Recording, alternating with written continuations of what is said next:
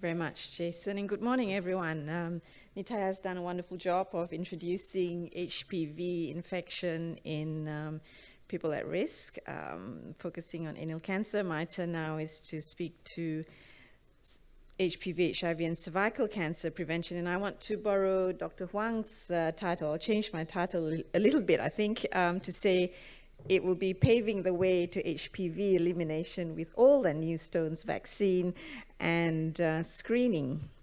So I will cover a little bit on the epidemiology of HPV in HIV population as well as general population, and talk about new guidelines for vaccination as well as screening, and touch a bit on some of the things we're trying to do in Malaysia to eliminate cervical cancer in the general population, and early work, thanks to my colleague here, Anjana, and others at Rose Foundation to expand that to women living with HIV in Malaysia. So, cervical cancer is the fourth most common cancer among women globally. There are about 604,000 new cases and 342,000 deaths in 2020, mostly in low and middle income countries. And as you've heard from Nitaya, type 16 and 18 HPV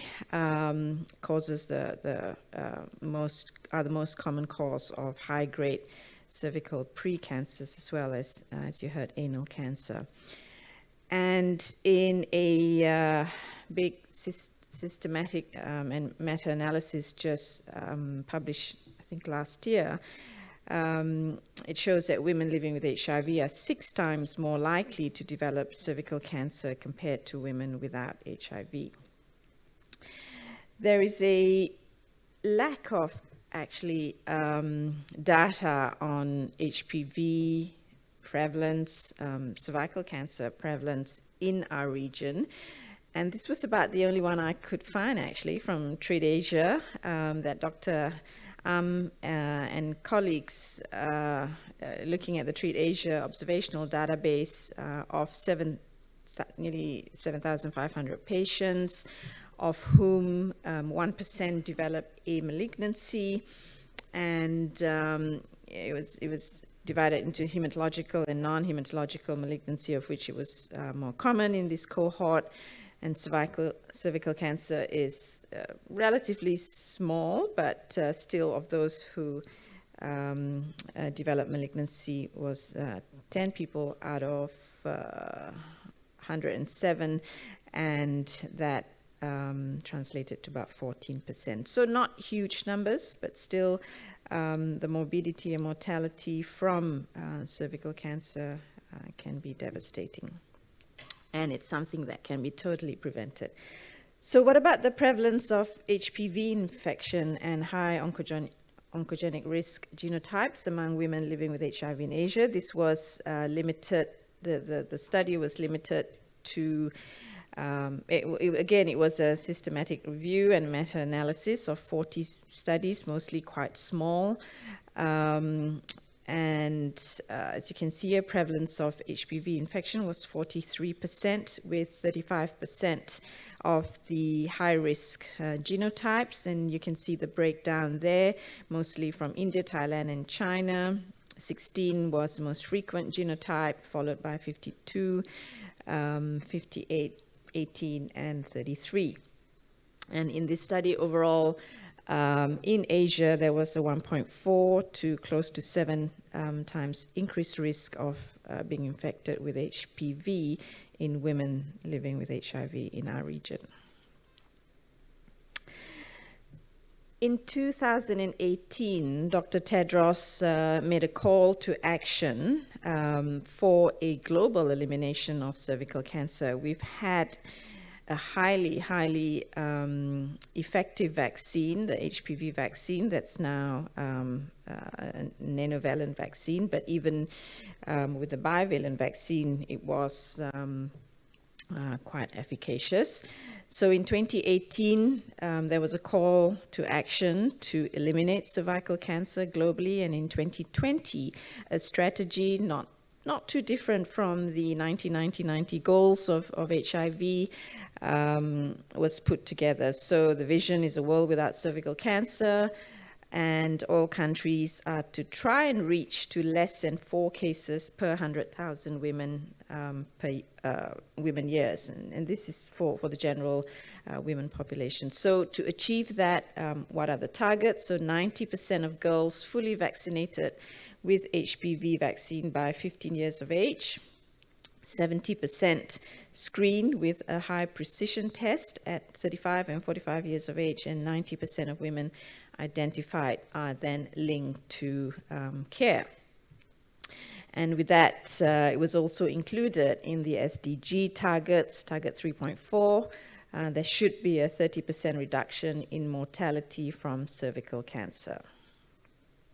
So they're the ambitious targets for elimination. And as I mentioned before, we have had a very effective vaccine for a number of years. It's in the past, it's 3 doses for young adolescents, but a very recent WHO revision of the guideline now recommends a 1 or 2 dose schedule for girls aged 9 to 14 years, a 1 or 2 dose schedule to catch up for those who may have missed, age 15 to 20, and 2 doses with a 6-month interval for women who've completely missed this new schedule, older than 21 years. Now, the position paper, as it says here, underscores the importance of vaccinating as a priority immunocompromised people or those living with HIV, but we are not to move to the 1 to 2 dose vaccine yet. There needs to be a minimum of 2 doses, and where possible, 3 doses. Part of the revision, the need for this revision, apart from new data that's coming through that says 1 or 2 dose is equally efficacious, is there is a shortage of the HPV vaccine, number 1, globally, and number 2, COVID severely disrupted national vaccination programs, and so there many countries are playing catch up with HPV vaccination. But this is the new recommendation, new as of end of last year, and really this should spur countries to widely vaccinate young girls, and as you heard from Nitaya, young men, young boys, and adolescents as well. So why has WHO not recommended the 1 or 2 dose in immunocompromised and people living with HIV? This is a systematic review, again, and meta-analysis of HPV vaccine outcomes amongst people with HIV. Although there was a high proportion who seroconverted using either the monovalent, the bivalent, and the nanovalent vaccine, they're the 3 most common types, with reasonably high seroconversion rates at 28 weeks. But the concern is the decline in antibody titers and lower seropositivity after 2 to 4 years. So hence, it is not advisable to move to the 1 or 2 doses yet. And there are studies ongoing to look at 2-dose vaccines for women with HIV ongoing in South Africa. So vaccination of, to continue, antibody titers and seroconversion rates were lower amongst those with lower CD4 or detectable HIV viral loads. And currently there are no published data on immunogenicity or effectiveness of 1 to 2 dose, like I said. So the recommendation remains that for women living with HIV should receive 3 doses or at least 2 doses with a minimum of 6-month interval. What about screening? Now, for the women in the room, you know how terrible the Pap smear is in Malaysia. Although Pap smear has been available for decades. Studies by colleagues in Rose Foundation showed that the uptake of pap smear is at best 30%. That's in Malaysia, the conventional pap smear. So now there are molecular methods. You heard from Nitaya, high-risk HPV DNA is, as I'll show you later now, the preferred or recommended option, but work is also ongoing looking at protein biomarkers and HPV antibodies and oncoproteins. In low-income countries, visual inspection with acetic acid or Lugol's iodine is still used, and then of course magnified by colposcopy, which again, as you heard from Nitaya, is not a skill or a instrument that's widely available. So by and large, most low and middle income countries rely on conventional pap smear or visual inspection, and increasingly, hopefully, HPV DNA. So, sorry if it's a bit too small. This is the current recommendation from WHO comparing cervical cancer screening for the general population of women versus screening for women living with HIV. WHO now suggests using either HPV DNA detection in a screen and treat approach starting at the age of 30 years with regular screening every 5 to 10 years, and HPV DNA detection and screen, triage and treat approach at the age of 30 years with regular screening every 5. So every 5 to 10 years as compared to conventional pap smear, which is, every 1 to 2 years. That's for the general population, but for women living with HIV, the recommendation is to start at an earlier age of 25 years and to screen every 3 to 5 years. Now, one of the things that we have, we meaning my colleagues and I in Rose Foundation, that's trying to advocate for elimination of cervical cancer in Malaysia, find that one of the pushback in terms of really expanding HPV DNA screening, groups with special interest in maintaining pap smear, so that there is a lot of confused messaging to the general public about, pap smear remains the gold standard for cervical cancer screening. So we really need to amplify the recommendations that this is the way to go. So what a bit of advertising here on Program Rose, which is HPV DNA self-sampling method using the flock swab. But what it is also linked to a digital health platform that's linked to a database, registry rather, and we have someone who contacts the individual who has been screened and link them to care, and the ability to remind them if they're negative in 3 years or 3 to 5 years for repeat screening. So it's a complete package and not just the self-sampling tool. So it's only 10 to 15 minutes for a woman to get screened. When I go in with Yinling and others to the community, the way I sell it is, because thanks to COVID, or no thanks to COVID, the general population are now suddenly becoming more familiar with self-testing, self-screening. The HIV OraSure has been around for decades, right? But it still has, the uptake is still not great, but everyone is familiar with sticking up the flock swab up their noses. So what I do is I say, here's the flock swab. It's exactly the same as the COVID-19 screen, maybe a little bit larger. You just have to put it in a different orifice.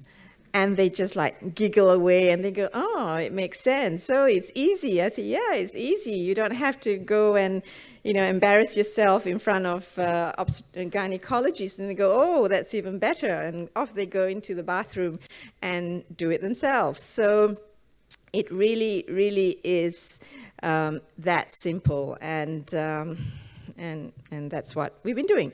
So over the last 2 to 3 years, we've screened more than 23,000 women using this method, mostly in the community, mostly opportunistically working with members of parliament and other women's group, etc. And with very high linkage to care, 91% positive. The other problem with doing pap smear is that you have to wait for 1 to 2 months to get the results, and the linkage to care is also can be problematic. So through COVID, we proudly say that we've able to reach more than 23,000 women and identified over 194 potential cervical cancer cases. So the next step is Anjana and team are going to extend this to women living with HIV, of which there are about 16,000 thereabouts estimated women living with HIV in Malaysia. We don't know what the HPV prevalence is, and we also don't know what the cervical cancer prevalence or incidence is. But nevertheless, there is a substantial number of women at risk in Malaysia living with HIV with for cervical cancer. So Anjana is expanding this in a implementation research kind of format, starting with baseline knowledge on the need to screen amongst healthcare workers, making changes to the clinic in terms of making it easier for colleagues to remember to do this and to actually encourage women who come to the clinic to self-screen. Unfortunately, the baseline knowledge of doctors in the ID and ONG clinic is not, it can be better, but that's what she's working on to improve knowledge amongst healthcare professionals, both doctors and nurses on, co-infections with HPV, risk for cervical cancer, and the need for screen. And her second study, which is out there in the poster, is also to look at knowledge, attitudes, and practice amongst women living with HIV, which also, when you can read in the poster out there, can be improved. And following that, what she's done is, like I said, made structural and operational improvements to make it easier for doctors and nurses to remind patients to undergo the screen. And that's where we're at. And so what through this effort, what's happened, we talked a lot on day one about closing gaps to HIV care and looking at management of patients beyond undetectable viral levels and really paying attention to quality of life, to comorbidities, co-infection. Well, I think this is one of them. And so with that extra effort, there's been a threefold increase in cervical cancer screening using HPV DNA testing. You don't need to bother gynecologists to help do the pap smears for our patients, but right now, if there are abnormalities, they'll be referred to our gynecologists, but Anjana herself has undergone training in colposcopy, and hopefully it can all be done on site in the ID clinic. Through her efforts, there have been 7-fold increase in engagement and discussions on cervical cancer screening among healthcare providers and patients, and 100% linkage to care, which is key, right? There's no point in screening if they're not linked to care. Key challenges remain constant engagement with healthcare professionals and reminders, and of course, money. So the next step is that we hope to expand this to colleagues in other health hospitals with large cohort of women living with HIV, both in hospital settings and in the community. So my second final slide, we need to increase awareness of the paradigm shift from pap smear to self-testing. It's been highly acceptable amongst women, the general population, as well as women living with HIV. the best ways to integrate screening into normal HIV care, but we need to really continue training and engaging our colleagues, both in the ID fraternity as well as primary care and gynae clinics. And of course, the follow-up linkage to care is essential. So thanks to, these key people, we are, expanding cervical cancer screening and hopefully elimination in Malaysia. And a bit of advertisement. Andrew Grulich and I have put together a program for IAS in Brisbane as a pre-conference to look at HPV-related cancers for people living with HIV, both anal cancer as well as cervical cancer, as well as HPV and cancer in the general population, an exciting program. On the 20th of July in Brisbane, of course, the country where Ian Fraser, the father of HPV vaccine, the state where Ian Fraser and colleagues who invented the HPV vaccine came from. So hope to see you all there. Thank you.